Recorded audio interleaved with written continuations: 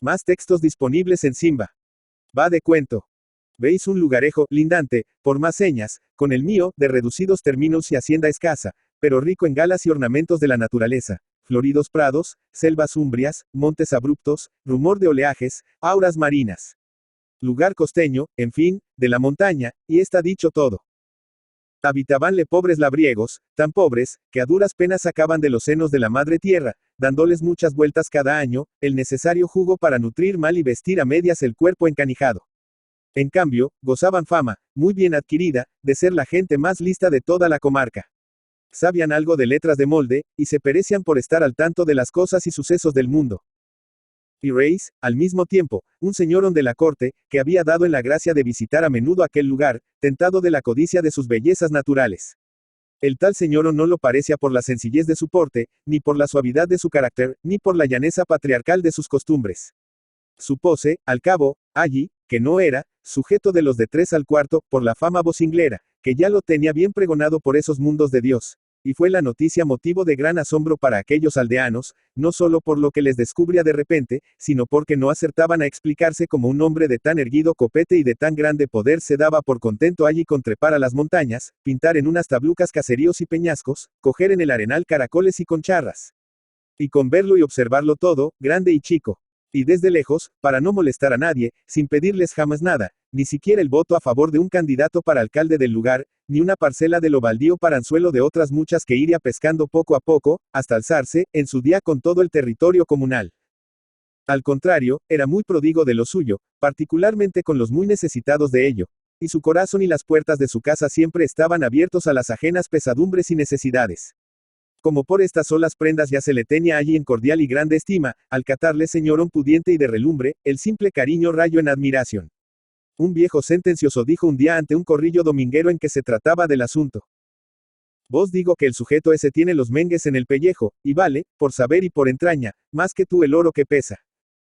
Y se convino en ello, sin una sola discrepancia. En esto, el señorón, que no lo parecía, compró un terreno en las praderas más elevadas de la costa, y labró una casa en él. Mucho te van a soplar ahí los vendavales, dijo el pardillo sentencioso, y no te alabo el gusto por eso. Pero en siendo el tuyo, como lo es, Dios te le prospere con vida y salud pa' una eternidad. Andando así las cosas, volvióse a la corte, como solía hacerlo de vez en cuando el pudiente señorón. Y volviéndose a la corte, hizo allí una de las suyas, pero de las más sonadas, tanto, que al día subsiguiente ya había llegado el ruido hasta las cocinas de aquella aldea. Bien está eso, dijo un pardillo a otro que con el departía sobre el caso, y visto es ya que si el sujeto ese pone empeño en sacar oro molido de los pedregales de la costa, oro molido sacara. Decís vosotros que tiene los mengues en el pellejo. Pues yo vos digo que es el mesmo pateta en cuerpo y alma. Y vos digo más, si a mano viene. Vos digo que siendo lo que es y valiendo lo que él vale, no basta con sentirlo y conocerlo, como lo conocemos y lo sentimos nosotros, si nos lo callamos al adentro, como nos lo hemos callado hasta aquí. La cortesía pide más al respetive. Al cabo y postre, el sujeto es ya de casa, y como el otro que dijo, pertenencia de uno y tuya y mía. A que distes en el mismo clavo en que yo di no hace muchas horas. Respondió el oyente. No te diré que no, repuso el primer hablante. ¿Y qué clavo es ese? Pues el mismo en que también andao ya muchas gentes del lugar. Estipulalo más claro y de una vez. Lo estipulo y digo, que cuando llegue el caso de tener a tiro a ese sujeto, se corresponda con él, sino al respective de lo que es y de lo que se merece, tan siquiera de lo que nosotros hemos y podemos. Pues, como tú dices, de palabra calla y de obra inculta solo Dios se entera. Y el hombre que tiene un sentir honrado, debe decirle, porque si no lo dice, es como si no le tuviera. Y por lo que toca a ese pudiente, ya es hora de que nos conozca los sentires, pa' que vea que no vive aquí en tierra de desagradecios ni de melones. Esa es la cosa, y a dar en ella tiraba yo cuando te dije lo que te dije. Con que entendios, y no hay más que hablar por la presente. De esta conversación nació una aconsejada que tuvo que ver. No faltó en ella un solo vecino. Puesto el punto en tela de juicio, y acordado de golpe y sin disputa que cada cual de los congregados acudiese, en su día, a casa del señorón para rendirle homenaje, llegóse a tratar del cómo, y dijo un concurrente. Os yo le llevaré, pinto el caso, 2 aves de las mejores que tengo en el corral. Curriente, dijo el pardillo sentencioso que llevaba allí la dirección del cotarro. Pero has de entregarlas en seco. No has de acompañar la fineza con una mala palabra. Justo que sí, respondió el de las aves, y ya estaba yo en esa cuenta. Y contabas bien, repuso el otro. Pero ¿qué piensas decirle? Hombre, contestó el interpelado, lo que sea de razón y venga al ite de la cosa. Con verlo basta. Os le diré, punto más, punto menos, que, por acá, que, por ala, que si eres esto, que si vales lo otro, que bendita sea la luna en que naciste, y la hora en que te avecindaste aquí. Os, mira, tendrá que oír tú ello, como lo giles bien. Y tú, añadió el pardillo encarándose con otro concurrente. Os yo, respondió el aludido rascándose el cogote, si no tengo aves que llevar a ese sujeto, algo de cuenta paecer en casa, o en las aguas de la mar, con que pintarle la buena ley que le tengo, y al auto de la palabra, tampoco ha de faltarme en su hora y punto. Pon un simen de ello. Os al simen de lo que acabas de oír al mi compadre, que por arriba, que por abajo, que lo que sabes, que lo que puedes, que lo que vales, que ni los mismos soles del día, ni los luceros de la noche que te se acomparen, y que bendita sea la hora. A otro, dijo el pardillo Manducón, guiñándole un ojo al mismo tiempo. Y el otro siguió cantando la mismísima tonada que sus antecesores, como todos y cada uno de los que le siguieron en la fila. Entonces dijo el pardillo sentencioso. Bien está el intento, y de agradecer ser el buen sentir que a todos nos mueve. Pero, por lo que pueda valer, quisiera decirvos que, como semos muchos, hay ringlera pa' una semana diendo uno a uno, y va a resultar el cuento, pa' el pudiente, el acabose. Tuvose el reparo por muy cuerdo, y se convino en que hicieran la visita todos juntos. Punto peor pa' el caballero, expuso un concurrente algo malicioso, si a cada obsequio ha de acompañar una soflama del obsequiante, y todas ellas entonas en una misma solfa, como aquí se ha visto, porque de este modo tendrá que envasarse de una alenda lo que del otro pudo ir sorbiendo poco a poco en una semana, y sin quebrantos del cuerpo.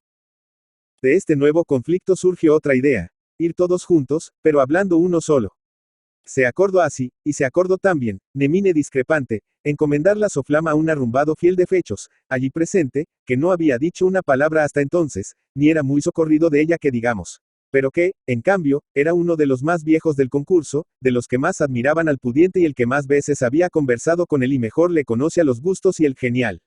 Asustó al hombre la embajada, pero pensando que para las grandes ocasiones son los grandes sacrificios, y contando más con su entusiasmo que con sus fuerzas, aceptóla sin chistar. Pasaron días. Volvió de la corte el señor Ompudiente, y, cuando menos se lo esperaba, invadióle la casa el vecindario, con los trapitos de cristianar encima y el modesto agasajo bien escondido. Adelantóse el fiel de fechos, carraspeando mucho y pisando mal, y encarándose con el señor Pudiente, que ala se andaba con él en angustias y congojas, según rezaba su semblante, quiso echar la soflama que había amañado con trabajos. Y se le fue la idea. Intento buscarla por atajos y recodos más trillados, y le faltó la palabra. Y finalmente, empeñado en salir, con una excusa, del conflicto en que se veía, hasta le faltó la voz. Entonces, por no tirarse por la ventana que veía enfrente, se arrojó al único asidero que tenía a sus alcances para salir vivo del atolladero. A su propio modo de ser, a la pata, la llana y a la buena de Dios. Y comenzó así, braceando hacia los congregados y con la vista fija tan pronto en los estucos en que éstos llevaban las respectivas finezas como en la cara compasiva del pudiente festejado. Y por último, aquí están estos sujetos, y aquí estoy yo, y ellos y yo, y lo que ellos traen y lo que yo también traigo, estas pobrezas que están a la vista, y el corazón que, a poco que se arrepare, también puede verse a ti cuenta que en la palma de la mano. Todo ello y cuanto somos y valemos y esperamos, es de la sumerse, y con ello y con todo, aunque damos cuanto tenemos, no damos la meta de lo que la sumerse se merece. En esta cuenta, ordene y mande, y verá como no se queda más corta que las palabras la buena voluntad para servirle. Y con esto no canso más.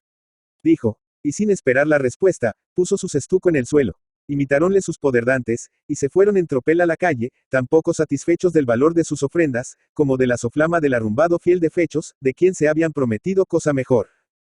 Pues bien, mutatis mutandis, aquí se está dando un caso muy semejante al caso de la aldehuela de mi cuento, y por eso precisamente le he sacado a relucir. Tú, comensal perinclito, admirado compañero y amigo del alma.